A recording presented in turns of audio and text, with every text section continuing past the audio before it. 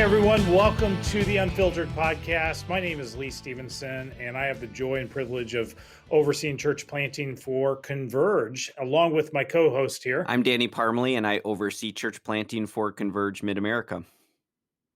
And it is so good to be with you all today. We've got a special guest on our podcast today. This is Steve Krier. So, hey, Steve, welcome to the Unfiltered Podcast. Yeah, it's great to be here today. Thank you so much for having me. Now, Steve, where is home for you? Yeah, so I live just outside of Fargo, North Dakota. So I'm way up in the Northland, and I oversee church planting with Converge through the Heartland district, as well as I planted a church about 11 years ago, just where I live. So been here for a while. And if people are wondering, yes, people do live up in that part of the country. People do live here. Also, fun fact, North Dakota is the least visited state in the union. So Wow. It is not a place where a lot of people come, but they should come more often because it's great up here. It is nice and has its unique beauty to itself. So you planted Ignite Church, you said a little over 11 years ago.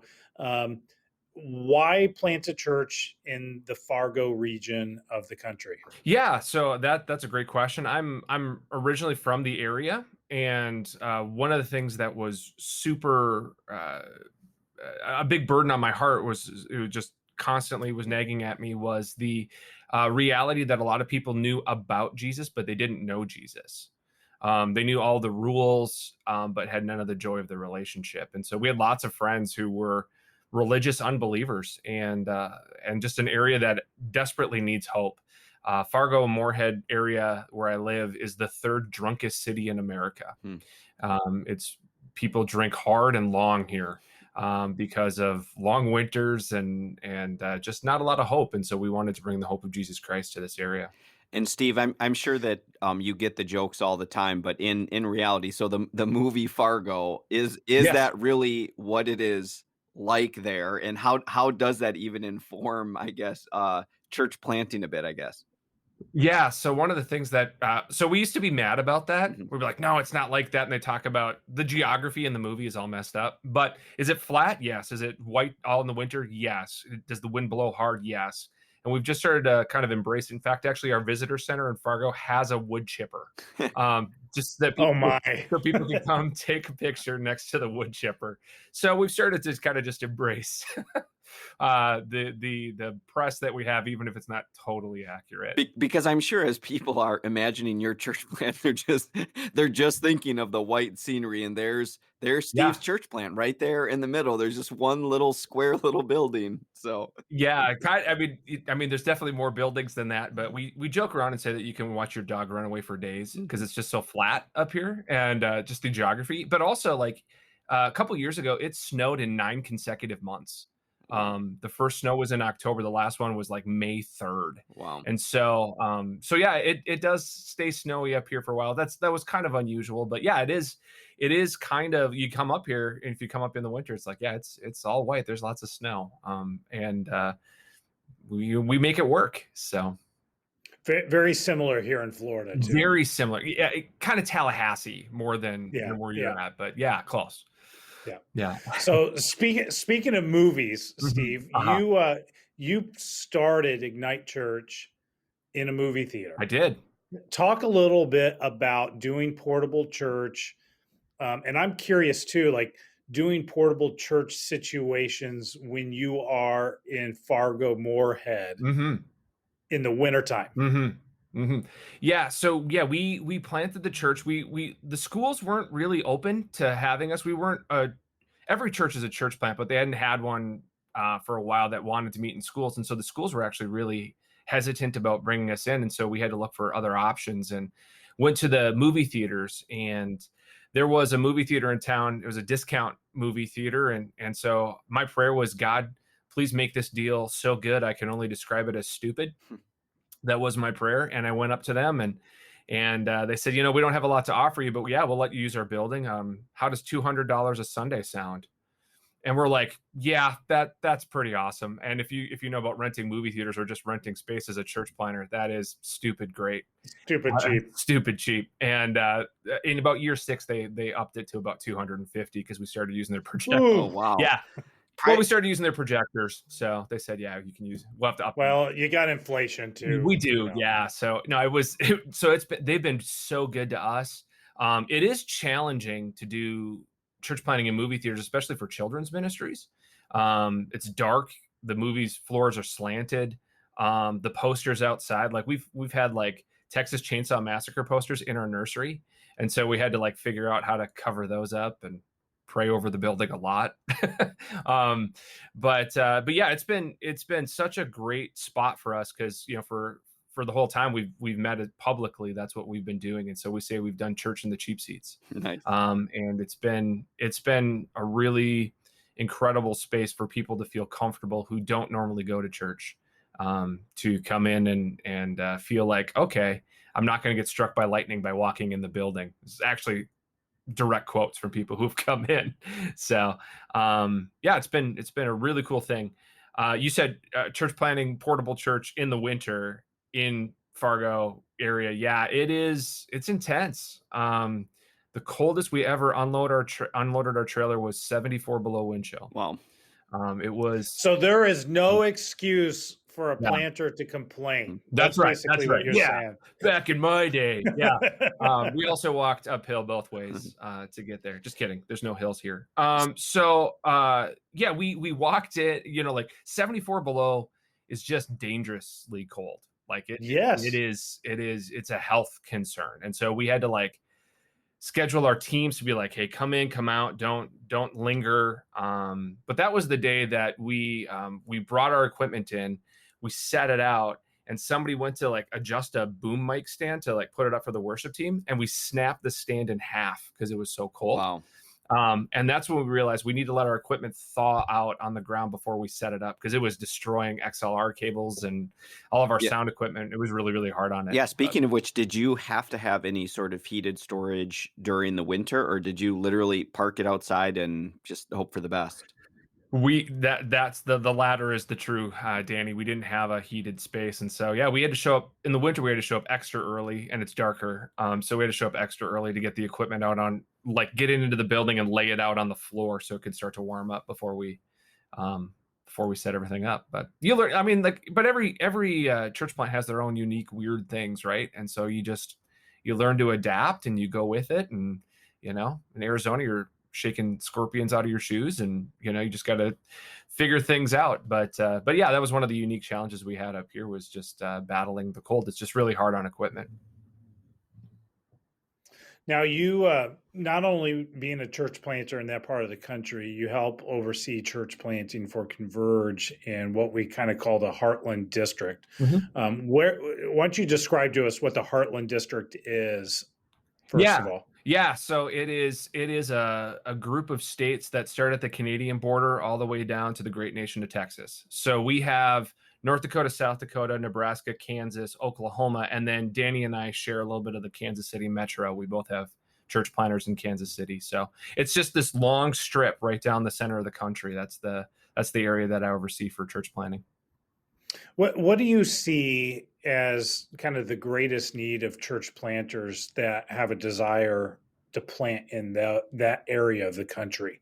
What are you looking for? What kind of characteristics may differentiate them from somebody, that wants to plant on the East Coast or in a major city? Great question. And I'll jump in because it may piggyback it. If you can also explain if transplanting works. In other words, if someone is, from California or Washington or New Hampshire and go, hey, I want to plant in the Heartland. Does that work, or what are the possible challenges? Yeah, no, that's also a great follow-up to that. So to plant a church in the heartland of America, you just have to be grittier than other people.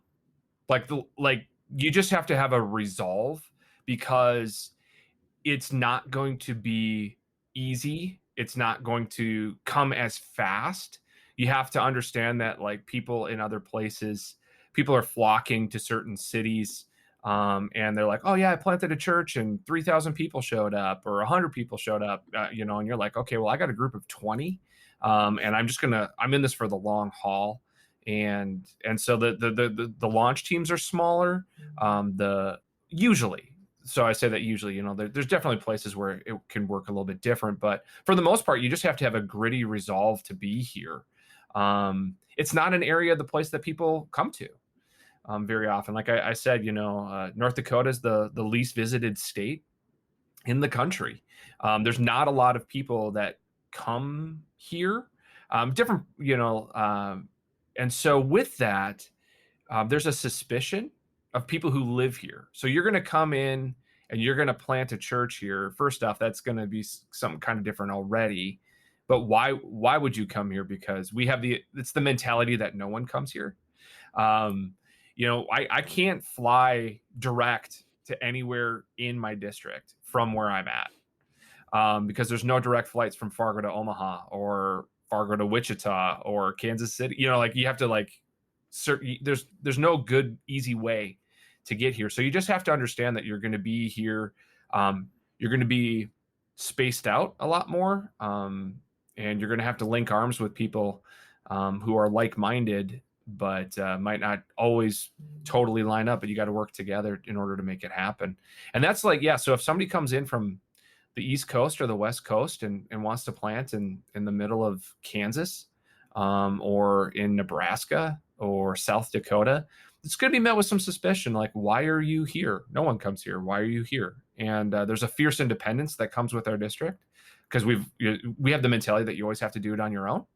And that's how people take it too. And that's how they approach their walk with Jesus as well.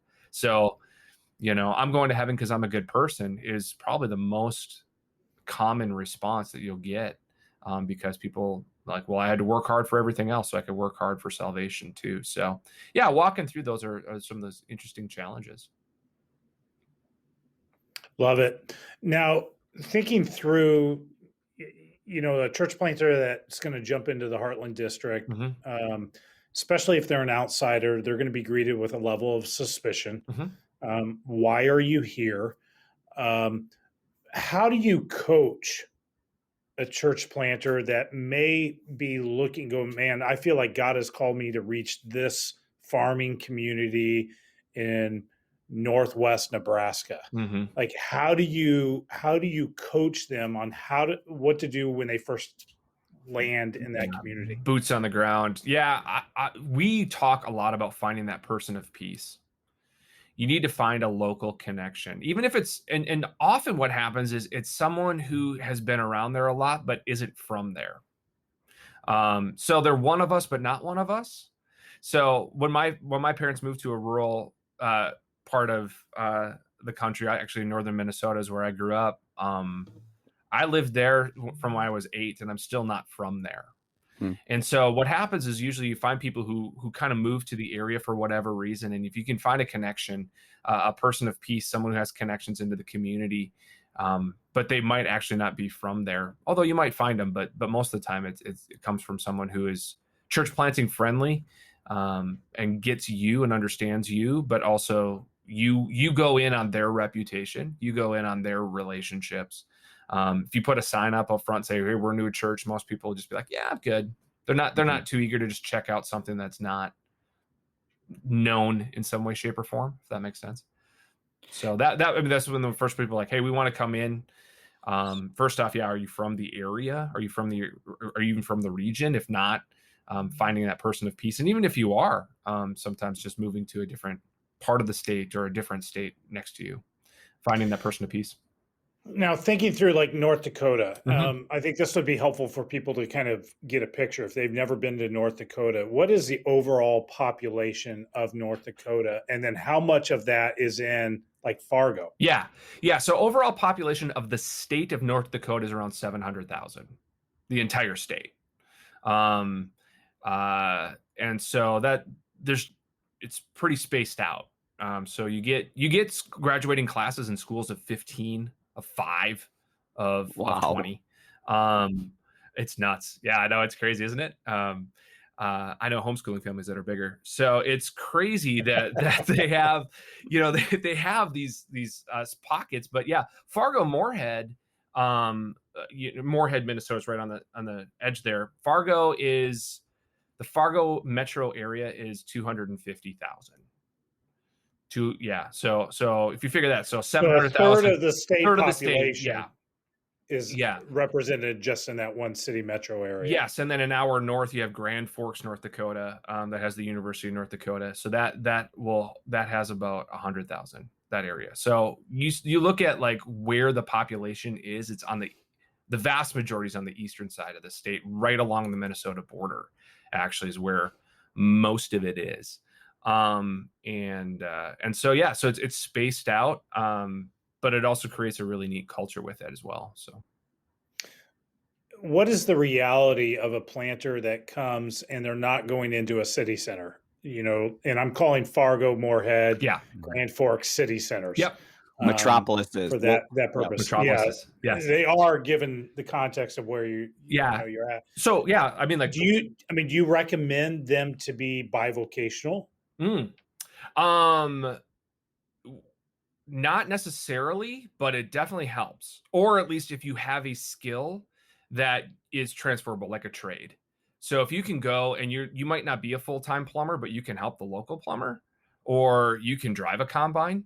That's a tractor for harvesting, just so for people who if you don't know what a combine is, don't plant in North Dakota. That's right. It's right. So yeah, exactly. Fun fact, by the way, too, Fargo is the largest city across the top of the U.S. until you get to Portland and Seattle. So it is like you said, the metropolis. It is a hub. Even though it's not a huge hub, it is a hub because of how spaced out everything is.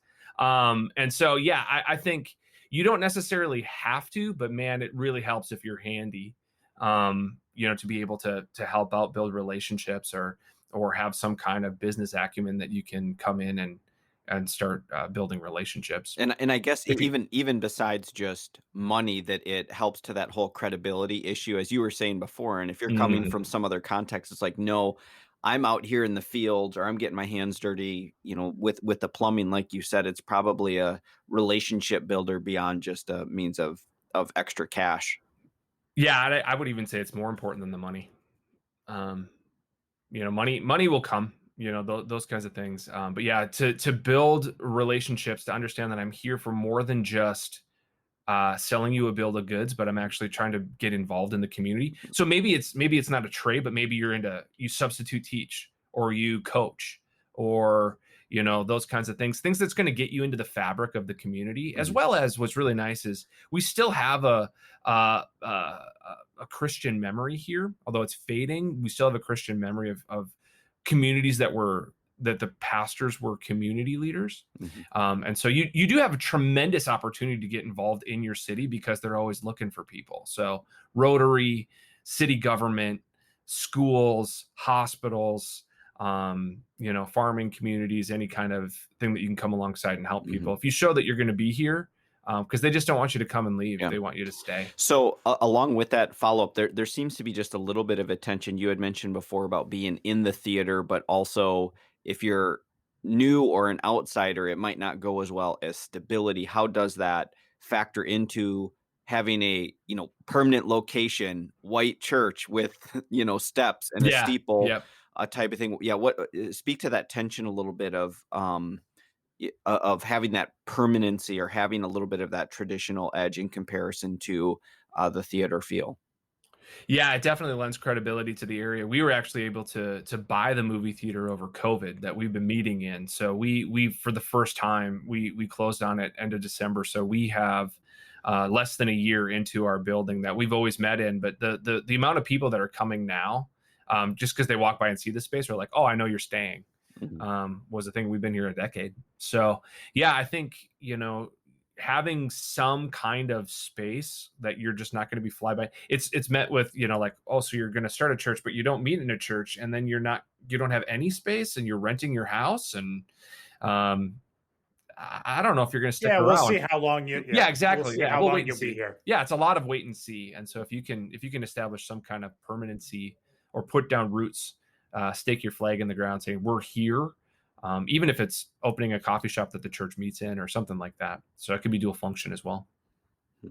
Love it. Now, to our listeners, as we kind of wrap up the conversation here, Steve, share your heart and maybe your prayer specifically for the Heartland, and how can we as listeners pray along with you when it comes to really the harvest of the Heartland. Yeah, it's an area that desperately needs hope. We pray that we can start that every city can have a church that brings gospel transformation.